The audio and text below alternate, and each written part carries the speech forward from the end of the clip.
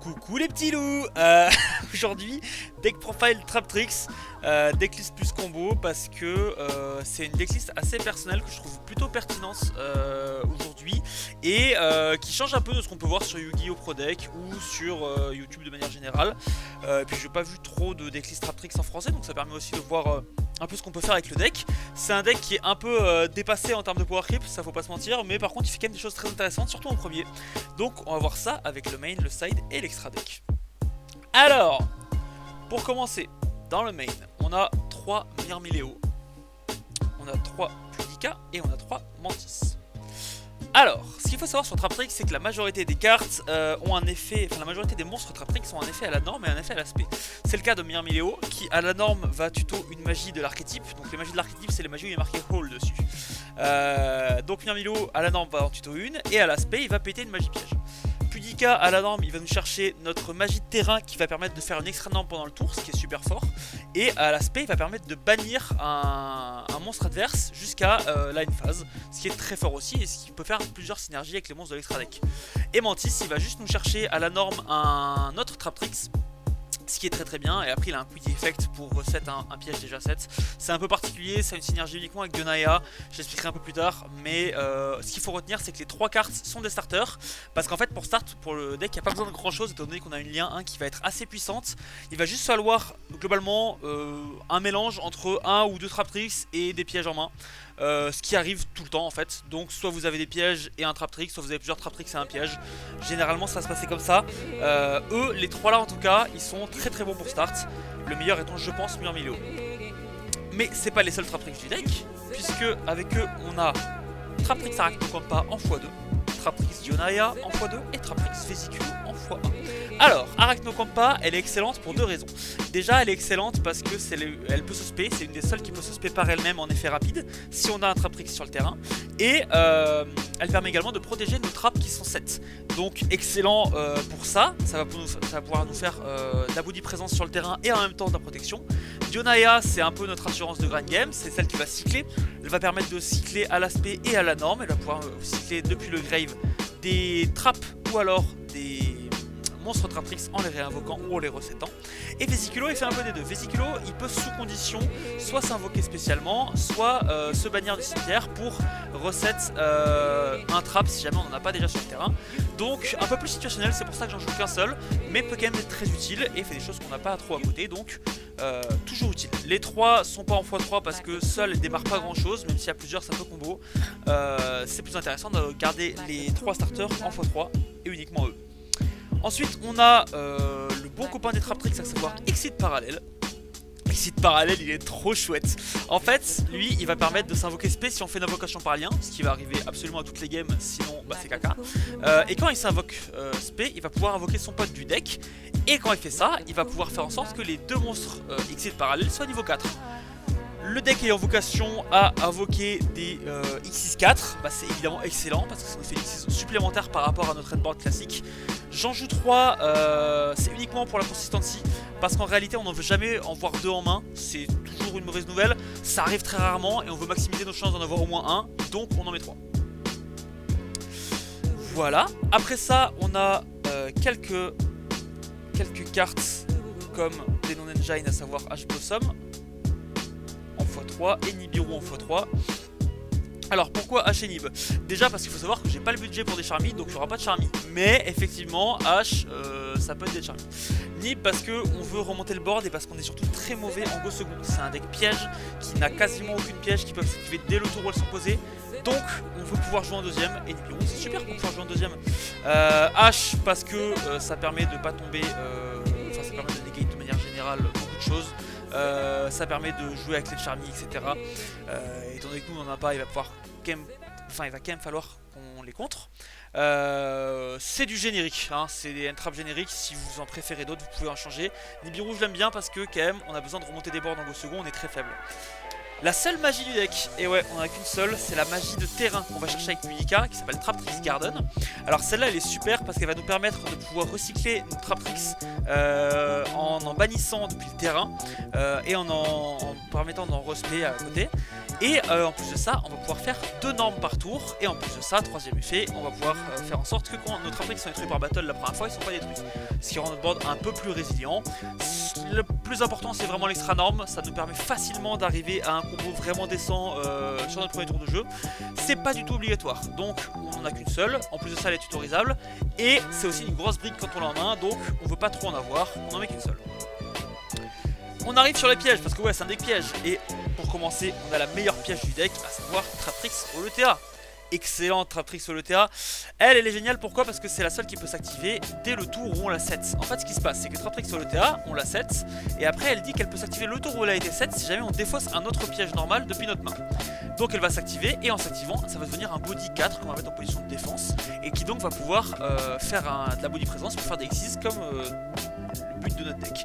Le truc, c'est qu'en plus de ça, ça va permettre de faire une activation de piège dès le premier tour, et ça va pouvoir permettre de trigger des effets de lien, dont je vous expliquerai après.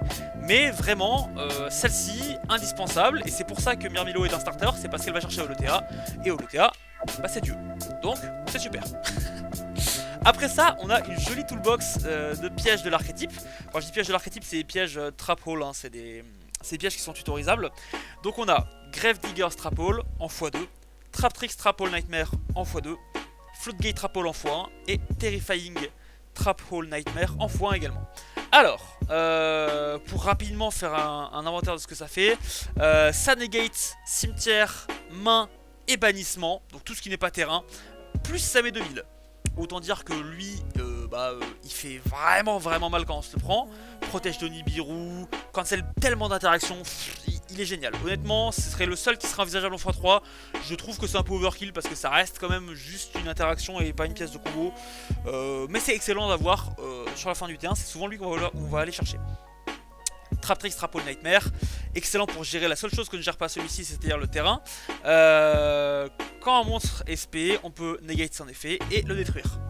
Tout ce qu'on veut, pas de body, pas d'effet.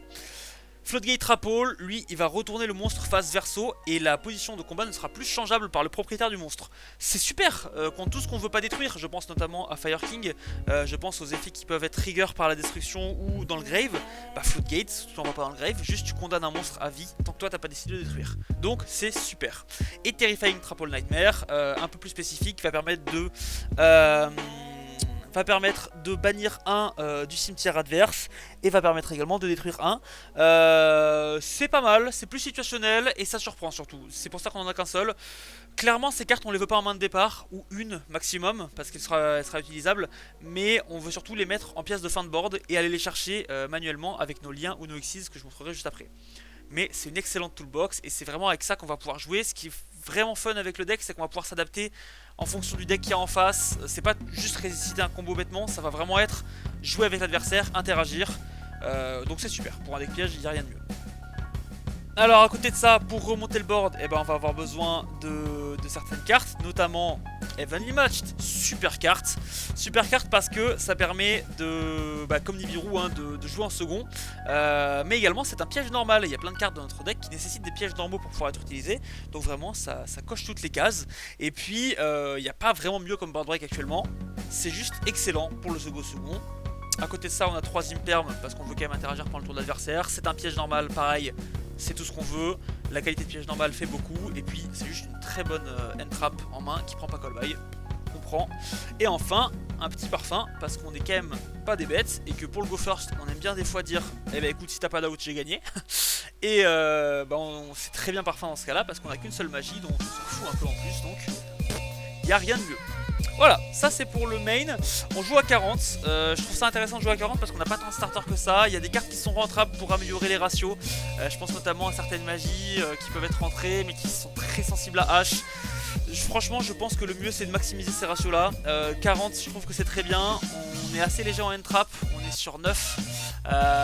On peut monter un peu plus, mais dans ce cas là il faudrait réduire soit la consistency soit la toolbox. Et personnellement j'aime bien jouer avec l'archétype de manière plus complète, pouvoir s'adapter à ce que fait l'adversaire. Le side, on a 3 lancers. 3 lancers. et 3 belles. Alors bah ça c'est très simple, hein, ça va venir counter certains archétypes.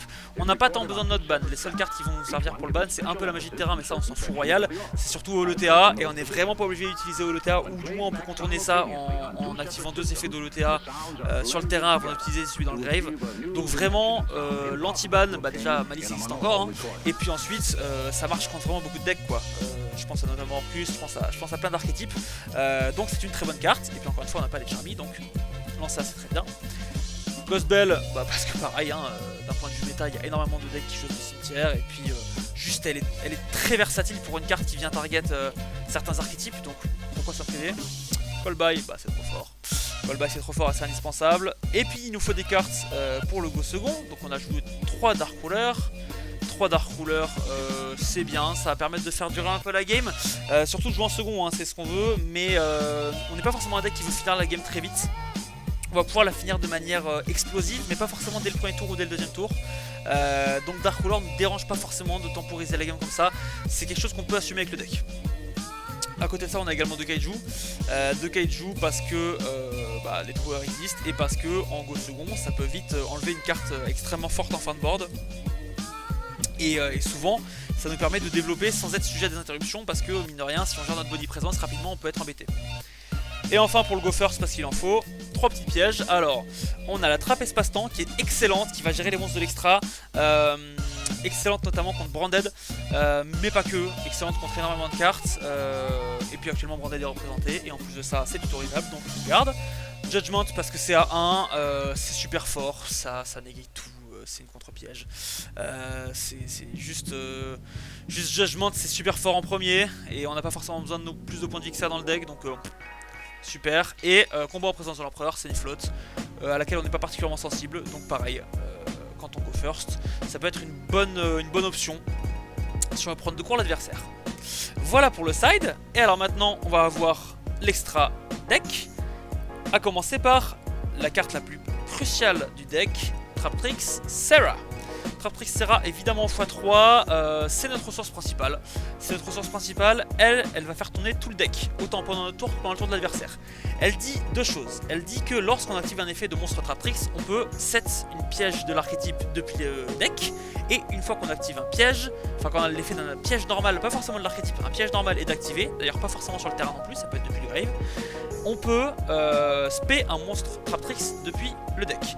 Ça c'est absolument excellent, souvent un effet déclenche l'autre, et ça va permettre de trigger tous nos effets à l'aspect des Traptrix. Donc c'est absolument excellent, activable dès le premier tour pour ces 2 effets, car on a Holotea qui peut s'activer dès notre premier tour. Donc génial aussi.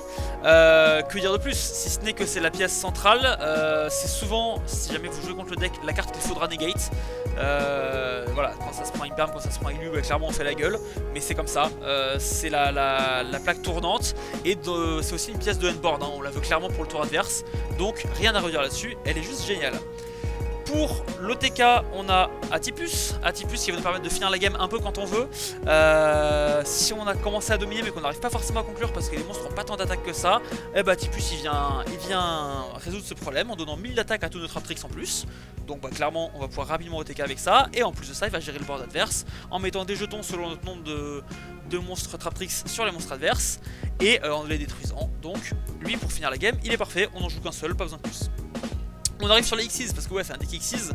On a 2 Traptrix Pinguicula, 2 Traptrix Rafflesia et un Traptrix Allomerus. Alors eux ils sont intéressants parce qu'en fait Pinguicula, super intéressant, il va pouvoir détacher un pour tuto un Traptrix.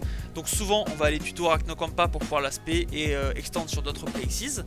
Et également il va dire que quand un monstre adverse est banni ou envoyé au cimetière, il va pouvoir se l'attacher en tant que matériel. Et ça c'est génial parce qu'en fait il y a un dernier effet qui dit que il est inaffecté par les effets de monstres qui ont le même attribut, donc terre ici, feu, vent, ce que vous voulez, que les monstres qu'il a en matériel. Exemple, si l'adversaire joue un monstre feu, que vous le bannissez, qu'il le prend en matériel, et ben, le monstre Traptrix sera inaffecté par tous les effets des monstres feu adverses. C'est génial, il y a énormément de decks monotypes qui existent. Vous n'aurez pas de mal à mettre des monstres en matériel sur cette carte. Bah c'est super, c'est vraiment une grosse play pour l'adversaire, parce que bah, non seulement vous allez lui piquer ses ressources, il va pas les retrouver au grave, mais en plus de ça, vous allez pouvoir vous protéger avec cette carte. À savoir que tous les monstres Traptrix ici, tous les Xyz sont inaffectés par les pièges en plus, donc ça fait une protection supplémentaire. Rafflesia, c'est sûrement une des meilleures Xyz que vous ayez à votre disposition, c'est toute la force défensive du deck. Elle dit non seulement que vos Traptrix ne sont pas destructibles et pas ciblables si ce n'est elle-même, donc elle va protéger tout le reste de votre board, mais également elle va dire en effet rapide, vous pouvez envoyer un trap de l'archétype au cimetière et faire son effet en effet rapide.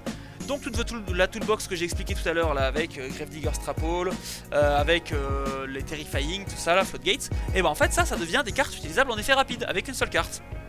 Donc c'est génial parce que imaginez, vous faites votre combo et vous commencez par invoquer Rafflesia pour protéger votre terrain. Vous continuez votre combo et vous avez fait plus de 5 invocations, donc vous êtes susceptible de prendre Nibiru. Et ben en fait non, parce que Rafflesia peut envoyer Gravedigger's Trapple au cimetière, Gravedigger's, negate dans la main, pas d'effet Nibiru. Voilà, c'est trop fort, cette carte est utilisable même dans des decks qui ne sont pas Traptrix, c'est une staple, donc clairement exceptionnelle. Et Allomerus, un peu plus situationnelle, elle permet de faire un effet un peu comparable à Pingukula, qui veut dire que quand un monstre adversaire quitte le terrain, donc bannissement, cimetière, etc., et ben au lieu de le mettre en matériel comme Pingukula, vous allez pouvoir l'invoquer directement chez vous. Ça va permettre de pouvoir conclure des games aussi de manière un peu surprenante pour l'adversaire. Elle a un deuxième effet également, où on peut détacher 2 pour invoquer un monstre 4 plante depuis le cimetière. Body présence également, c'est moins utilisable. Voilà. Allomerus, elle est aussi utile parce que elle peut s'invoquer avec plus de 2 monstres 4, donc pour faire des gros œufs ça peut être chouette. Mais sinon, les principales c'est Pingukula et Rafflesia. Ça c'est pour l'archétype, et puis après on a aussi d'autres X64, notamment le refaiseur des voleurs de temps qui est absolument incroyable parce qu'il va pouvoir être fait avec une trappe, à savoir trappe au LPA, et étant fait avec une trappe, il va pouvoir permettre de gérer la draw adverse en renvoyant une carte sur le dessus de son deck. Il va voler des cartes du deck de l'adversaire en stand-by et donc potentiellement le priver de certaines ressources. Si on lui vole des magies, il peut draw, il peut se protéger s'il a un monstre en matériel, ce qui sera toujours le cas. Il est vraiment très bon dans ce deck. Contrôler la draw de l'adversaire, on se l'estime trop souvent, mais ça peut vraiment clore une game qui est un peu tendue, l'empêcher de remonter, c'est extrêmement fort. À côté de ça, on a Baromet the Sacred Ship Shrub. Yeah. Lui il est chouette mais un peu particulier et un peu difficile à utiliser. En fait, de base cette carte c'était pas lui, c'était la bête vent ailé X64 Castel qui permet de renvoyer un monstre dans la main de l'adversaire parce qu'en fait il synergisait avec la piège harpie. Mais aujourd'hui la piège harpie est ban, donc Baromet rentre dans le deck. Baromet il est vachement chouette quand même parce que il va permettre de draw 1 et de recycler des pièges. Donc c'est utile. C'est utile pour du grind, c'est utile pour des situations où on est brick, c'est utile pour certains game states très particuliers. Il sera jamais sorti de T1, ça c'est sûr. Mais quand on avance un peu dans le game, il peut faire la différence entre un deck qui n'a plus de ressources et hop, d'un coup on repart. C'est vraiment bien. On veut souvent jouer sur plus d'un tour, donc Bagooska, X64 générique, très bien, rien à dire de plus, c'est juste une très bonne carte. Exciton parce qu'on a trop du mal à jouer en deuxième, donc il va venir régler ce problème là, à jamais séparé de son collègue Zeus et Typhoon. Voilà, Exciton plus Zeus, pas besoin d'expliquer, hein. Zeus ça va juste nous permettre de jouer en deux, on a que des X6 qui ont relativement pas mal d'attaques, qui vont pouvoir aller taper rapidement, c'est très utile, et Typhoon parce que c'est une très bonne staple dans ce genre de deck. Voilà, à savoir que les deux conflictent, mais c'est pas vraiment un problème. Voilà pour l'extra deck. Donc maintenant que j'ai à peu près tout dit sur le deck, déjà il a vocation à jouer premier si possible, à tout prix. Et ensuite il a vocation à faire pas mal de choses sympas que je vais pouvoir montrer maintenant à travers une petite main. Un exemple où par exemple on aurait un trap un peu random, on s'en fiche, en main de départ. On aurait un starter n'importe lequel, imaginons hop, un vidéo. On aurait un autre trap en main. Voilà. Et puis disons deux cartes, on s'en fiche un peu. Voilà. Imaginons même pas, on n'est même pas de trap en main, on est Pudica. Voilà. Ça nous fait une main classique avec des monstres, des traps, des end traps. On arrive avec ça. Ok, on part là-dessus. Comment jouer cette main? Jouer cette main c'est très simple, on commence par faire un star, donc soit Pudica soit bien milieu. Là dans ce cas là, comme on a deux traptrix, on va préférer Pudica. Pudica qui à la norme va tuto la magie de terrain, Garden. Garden qui permettre, hop, en la 7 ans d'avoir une extra norme. Donc on a une extra norme, on va pouvoir norme Myrmilo, mais avant de norme Myrmilo, on va transformer Pudica en lien 1. Dès qu'on peut, c'est Serra qui arrive sur le terrain. Alors, Serra, excellent. Serra, on l'a. Donc, une fois qu'on a fait Serra, eh ben, on va déclencher Myrmilo. Myrmilo, effet, tuto ELTA. Celle qu'on veut vraiment. Myrmilo, tuto tout le temps ELTA, sauf quand on le veut en main. C'est une règle à savoir. Non, c'est pas vrai, mais c'est souvent la bonne chose à faire. Tuto ELTA, et en chain à ça, Traptrix qui va pouvoir. Enfin, Serra qui va pouvoir faire son effet. Qui dit que quand un effet de monstre Traptrix est déclenché, on va pouvoir venir set une magie piège. Donc, par exemple. Trapple Nightmare, qui va être cette ici. Hop. On a un terrain comme ça, avec l'alien le monstre. On va pouvoir set Trapple ETA. On va pouvoir activer Trapple ETA le tour où on la set en défaussant Grave Diggers. Hop. C'est un monstre niveau 4 en position de défense. Vu que c'est un effet de piège, parce que c'est toujours considéré comme un piège, on peut déclencher l'effet de Serra. Serra qui va nous spé un monstre Traptrix depuis le deck. Ce monstre Traptrix peut être par exemple Dionaea. Un autre c'est possible aussi selon le game state, mais Dionaea est souvent très bien. Dionaea qui va recycler le trap qu'on a envoyé au cimetière. Grave Diggers, hop. Et donc là on arrive dans un scénario où on a 3 monstres niveau 4, l'alien et 2 traps 7. Plus 2 cartes en main, hein, dont on ne servira pas. À ce moment là on va pouvoir commencer à aller sur des play Xyz, à savoir par exemple, hop, on prend ces 2 monstres niveau 4 et on va en faire, disons, un Pinguicula. Pinguicula qui va permettre de détacher 1, donc on envoie ELTA au Grave qui pourra faire son effet pendant le tour de l'adversaire pour se bannir SP1 depuis le Grave, et en plus de ça qui va permettre du coup, comme c'est un effet de piège, de trigger l'effet de Serra, renvoyer la boucle, à savoir SP et Traptrix, effet Traptrix, SP, enfin set un piège, etc. Pinguicula donc à détacher pour aller tuto. Généralement ce qu'on va aller tuto c'est quelque chose qui peut se spé, genre Arachnokampa. Arachnokampa, elle par son propre effet, soit on la garde en main et on se dit que pendant le tour de l'adversaire on peut déclencher Serra avec elle et protéger nos trappes par la même occasion en surprenant, soit on se dit que on veut le faire maintenant pour faire une dernière X6, donc on la spé parce qu'il y a déjà des trappes sur le terrain et on fait une autre X6-4 avec hop, elle et Dionaea qui était restée ici, et par exemple on peut se faire Rafflesia. Rafflesia qui est toujours mieux en position de défense. Hop, avec Rafflesia. Rafflesia qui du coup nous permet pendant notre tour, si jamais l'adversaire a commencé à jouer ou pendant le tour d'adversaire, en effet rapide d'envoyer un trap et de faire son effet. Donc voilà, là on a un terrain qui est bien protégé avec Rafflesia. On a un terrain qui est très embêtant puisque Pinguicula va commencer à aller voler les ressources de l'adversaire quand on va les ban avec l'esprit de Pudica. Et ou quand l'adversaire va les ban par lui-même, hein, c'est pas obligé d'être nos effets. Rafflesia qui protège, Serra qui va nous faire toute la consistance de notre grind, à savoir commencer à sortir nos ressources du deck, commencer à set des pièges. Plus de Bacro, qui sont quand même pas des moindres, hein. Negate tous les effets sauf le terrain, enfin toutes les zones sauf le terrain, negate le terrain et détruit, c'est quand même très bien. Plus le terrain, plus de cartes en main qu'on n'a pas utilisé, plus le piège au grave, ça fait quand même quelque chose de très consistant. Il y a plein d'autres combos qui sont possibles, hein. Là j'ai pas montré non plus, mais si effectivement on avait eu Exit parallèle en main de départ, ça pouvait partir beaucoup plus loin. Donc voilà, c'est vraiment un deck qui va changer de combo selon vos mains, mais les loops classiques ressemblent plus ou moins à ça. Ça c'est du go first, en go second on va privilégier des cartes comme Excito, comme essayer d'aller taper puis faire un Zeus, mais vous avez compris le principe. L'idée c'est de spam les Xyz une fois qu'on peut et d'installer Serra le plus rapidement possible pour avoir ce système de rotation qui va continuer tout le long de la partie. Et voilà, l'idée du combo elle est aussi simple que ça, c'est pas des longs combos, c'est un deck qui va chercher à contrôler la partie puis à accélérer quand lui il en a envie pour tuer avec Atipus. C'est un deck qui est très agréable à jouer, avec des ressources qui se cyclent très facilement, avec des cartes qui sont toujours jouables, et en fonction du deck de l'adversaire, vos parties vont vraiment pas se ressembler. Donc honnêtement, je vous conseille de le tester, et puis me dire voilà, si vous avez d'autres idées, si vous avez des remarques à faire sur cette liste ou sur ces combos. Et puis voilà, c'était moi, et puis gros bisous.